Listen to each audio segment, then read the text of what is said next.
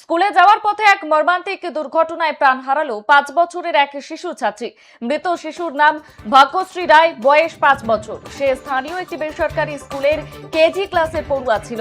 বৃহস্পতিবার সকালে জলপেশ মোড় এলাকায় টোটো করে স্কুলে যাচ্ছিল সে, আর সেই সময় পার্শ্ববর্তী চা বাগান থেকে একটি ছাগলকে তাড়া করতে করতে একটি শেয়াল আচমকা পাকা রাস্তায় চলে আসে। টোটোর সামনে চলে আসায় নিয়ন্ত্রণ হারিয়ে গাড়িটি উল্টে যায়। এরপরে স্থানীয়রা তাকে উদ্ধার করে ময়নাগুড়ি গ্রামীণ হাসপাতালে নিয়ে গেলে চিকিৎসকেরা শিশুটিকে মৃত বলে ঘোষণা করেন। পুলিশ টোটোটি উদ্ধার করে।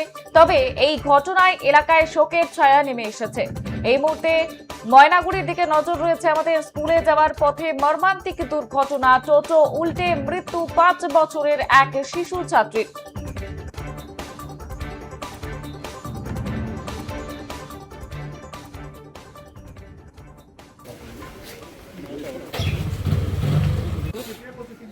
এই স্কুল টাইমে একটা বাচ্চা, ছোট বাচ্চা, ৫ বছর মতো বয়স, মেয়ে বাচ্চা, জলপেশ চাইল্ড হেভেন একাডেমিতে পড়ে।